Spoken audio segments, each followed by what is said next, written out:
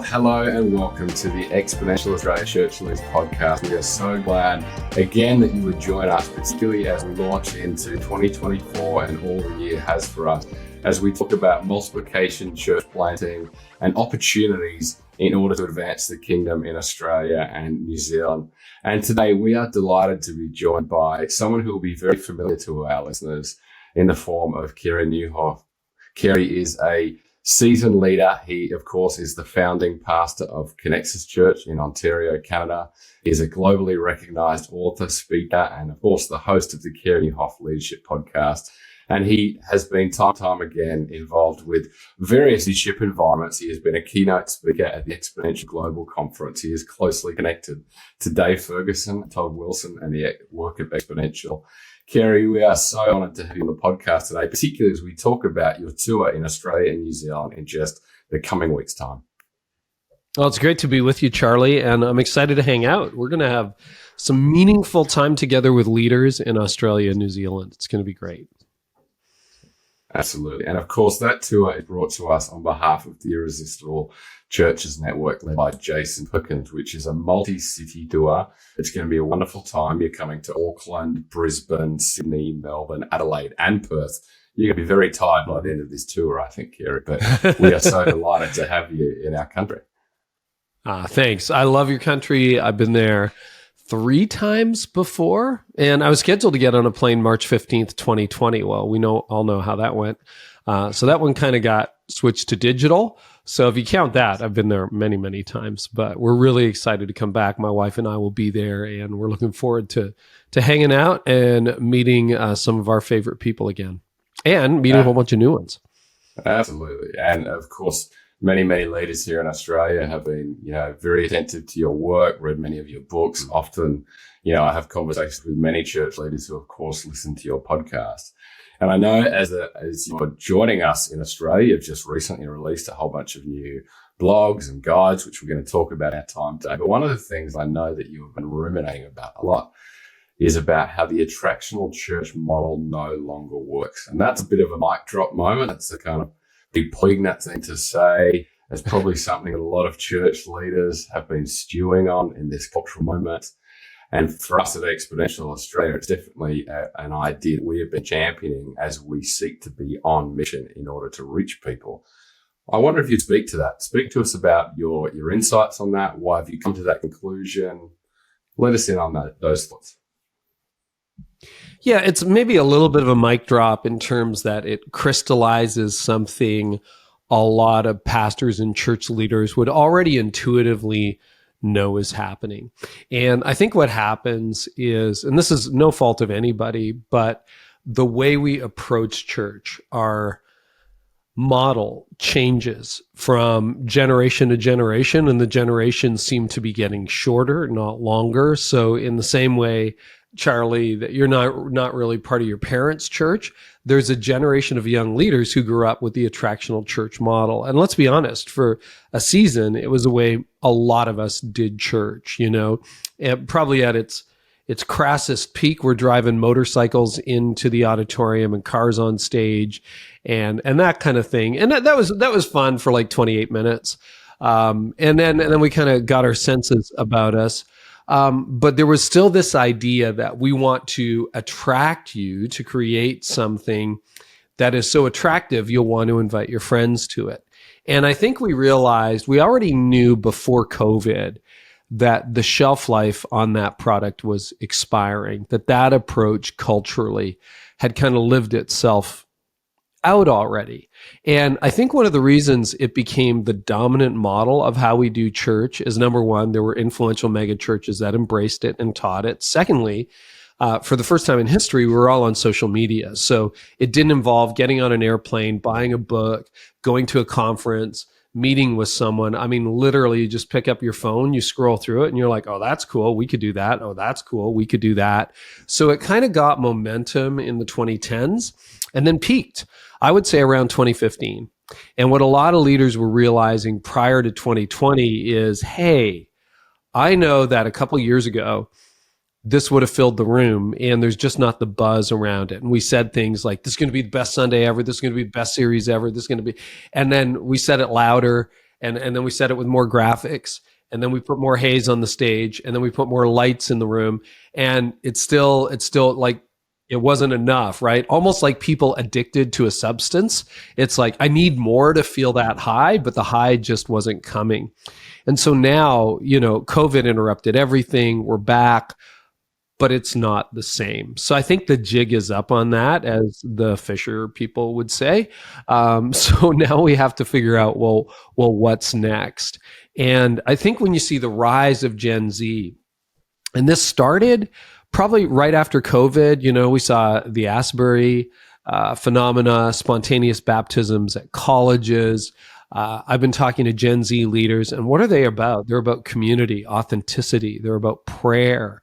I don't even know that we're still seeking revival or whether it's breaking out in small pockets. And I think what you see, I talked to Craig Groeschel. This will be on my podcast, maybe by the time this airs or shortly thereafter. And he said one of the things he's focused on at Life Church is de-cooling the church. He says, I don't want to be cool anymore. I want to be authentic. And he went through that phase too, right? But he stuck around long enough as a church leader to realize, okay, we have to reinvent ourselves. And so I'm not saying be irrelevant. I would never argue that. I would never say, please be so obscure and so insider focused that you repel all outsiders. I mean, I've read 1 Corinthians 14. That's a real danger in the moment that we're in right now, as we get so focused on discipleship, so focused on confession and repentance and prayer. And, we're just going to, go all in as believers, and we're going to be totally devoted, that our neighbors are like, you guys are weird. So it's not an excuse. We are weird, but hopefully in a good way. It's not an excuse to ignore the world and do a holy huddle with the 8 of us who remain, but it is a way of saying, okay, what got us here won't get us there. That was a season. It had its excesses, but God also used it. But that season is over. So what's next? So that's sort of, we're going to be exploring and unpacking that in the cities we stop in. And I'm excited to take questions on that too. But that's the idea in a nutshell in like 3 minutes. I love that, Gary. And I think that's definitely something being felt here in Australia. I think Canada, Australia are actually really quite similar. Of course, I know your work is all Me about too. North America. It's a Commonwealth thing, right? We know how to make a proper Absolutely. cup of tea. That's the way I look at it. Yeah. I love that. So we're definitely And better experiencing coffee. some of those trends. Yeah, much better coffee, Carey. And I would also want to say that I feel like we've all been in those environments where the motorbikers come in on stage and the cars come in, and it's something that we've probably all been in the last decade. In fact, you've just recently released a guide, a blog that you've written around some of the disruptive trends in 2024. And I think these are important, of course, to be aware of, to thinking about some of the things that we can stay attuned to.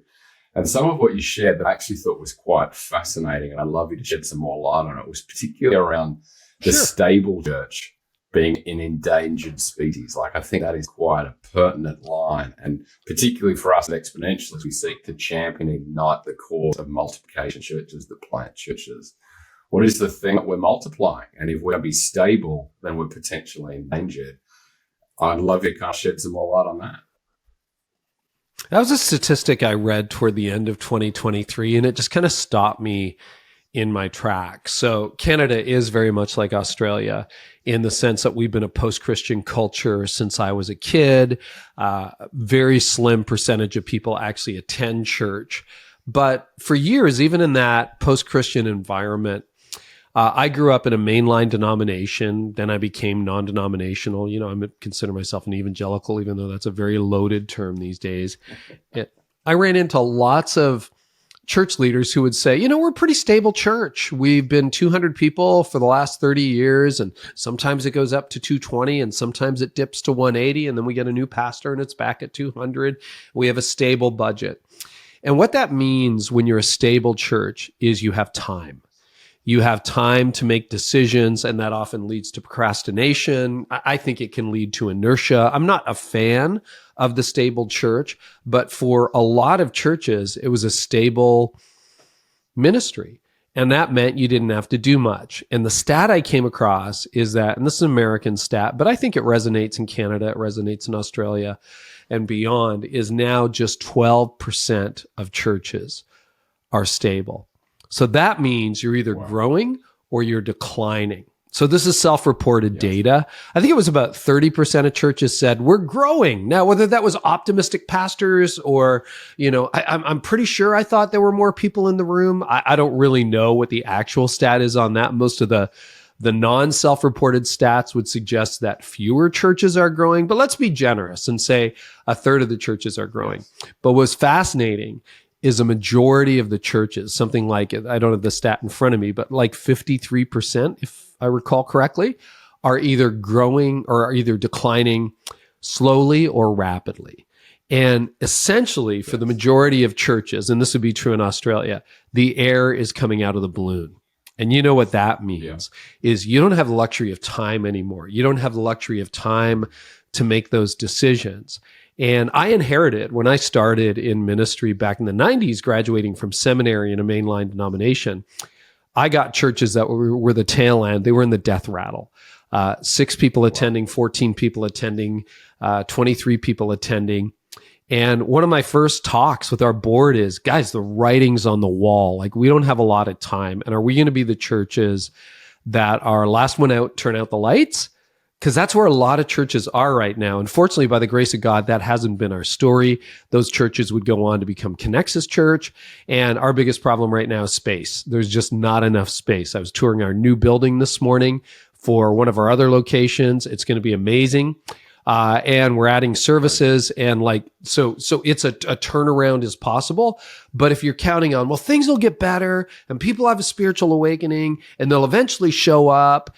No, that day is over. So that ability of stability, and that's why I'm really grateful for ministries like Exponential, is I think you're getting behind the churches with momentum. And I think it's going to be a hybrid effort. I'm a big fan of church planting. I planted a church. I understand what that takes. It's extremely difficult. I've also revitalized a church. I haven't done it. God did it. But, I got to be a part of that along with a lot of other incredible leaders. And so I think when you think about revitalizing an existing church or planting a church or fostering a church plant that just got planted, you have to have momentum that is positive. And this idea that we can just be stable and hang on by time, it's gone. Yes, absolutely. And I think just to reflect back from an Australian context and also in New Zealand, because I'm aware of our New Zealand brothers and sisters, we have anecdotally worked out here in Australia that the church is actually shrinking by about 5% per year, that the opportunity in order for us to turn this around is right now. And to want to see some of the seismic shifts happen in our continent. And I think a key part of that, Carey, is actually around also what you highlight in those trends around generational shift and millennial church leadership, Gen Z shaping the future of the church. Would you like to add anything in that space?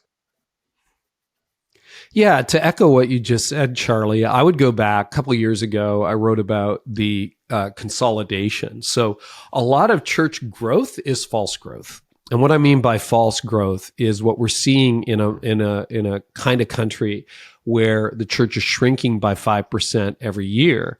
People listening to this might say, well, that's not our story. We're part of a growing church. But how are you growing? Because some of that growth, if it's all just people leaving dying churches and coming to your church, yeah, that's growth, but that's not really kingdom expansion. And so what I always like to do, and we've tracked this number since we launched Connexus Church, is we ask people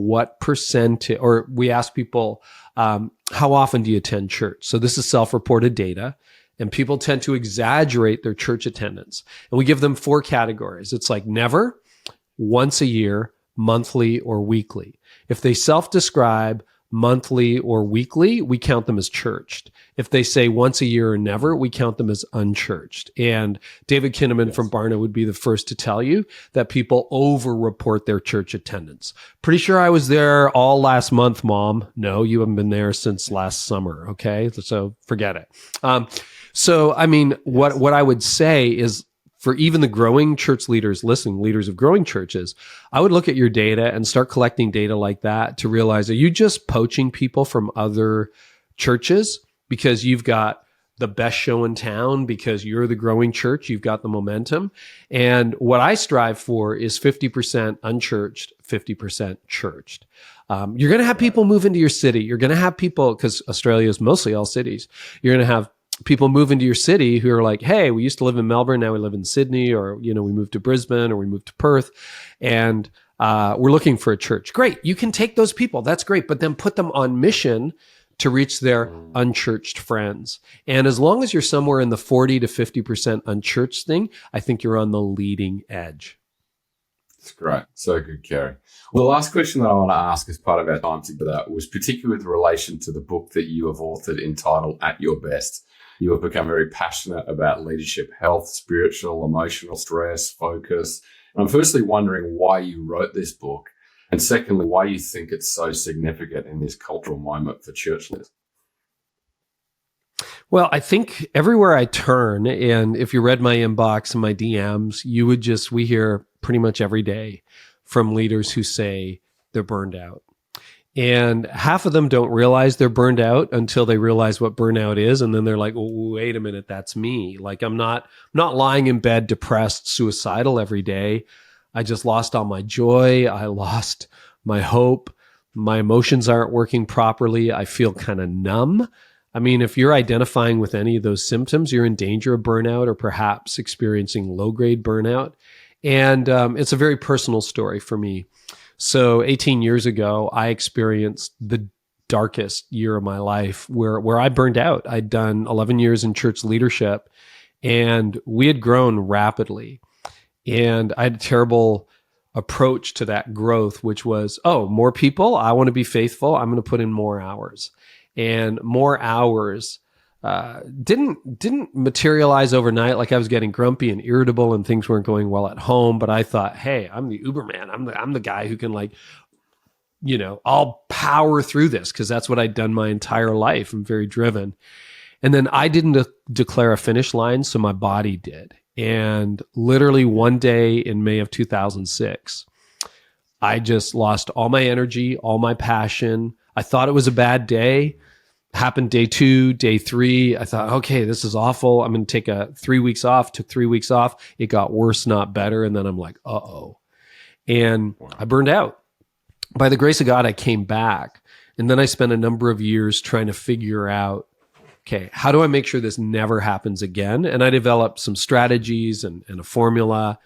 And then talking to other leaders about it as I got healthy, I said, well, why don't you try this? And it worked, and it worked, and it worked over and over and over again. So I wrote a book, developed a course, and now I speak all over the place on it. And I'm going to give leaders, when we tour city to city, a very practical strategy, some things they can do to get them out of burnout and keep them out of burnout. It's not just going to therapy. It is. It's not just taking time off. It is. It's a lot more than that, because time off won't heal you when the problem is how you spend your time on. And for a lot of us, we know how to vacation. You head up to Noosa, you go to the Gold Coast, go up to, we were up in, what is it called? Port Douglas. Oh man, what a beautiful little town. So you go up there, or somewhere, Adelaide's a beautiful city, Perth on the West Coast, there's cool things to do. Melbourne, man, Mornington Peninsula, Sydney's a gorgeous world-class city. So, I mean, I know Australia, you can get away and you have no problem, and Aussies love their leisure. And then you come back, and by noon the day you're back, you feel like you got run over by a bus. And so again, you're not ready for retirement. You're not out of ministry. How do you create a sustainable pace? We're going to try to solve that problem for you and get you far down the road on that. So that was 18 years ago. I've been following this formula, this approach now for 18 years, and it's kept me out of the ditch. And I'm delighted to say tens of thousands of other leaders out of the ditch as well. So really happy to share that with people. And believe it or not, it's easier than you think. And you make a few changes and you'll be feeling better in a week. It's great. Incredible, Carey. Well, we're so honored to have you on our podcast. You're an incredible world-class leader. We can't wait to have you in Australia and New Zealand this coming month. For those who are yet to grab their tickets to head along to those events, head to the Irresistible Church Leaders Network website. And Carey, we can't wait to see you in person in just a couple of weeks' time. It's going to be great. I'm really looking forward to the interaction too. This is not going to be just talking heads. There'll be a lot of dialogue, and I'm very excited to hear from and learn from Australian leaders as well. Charlie, thanks for all the work that you and Exponential do. I have so much admiration for that, and looking forward to hanging out when we get together in a bit.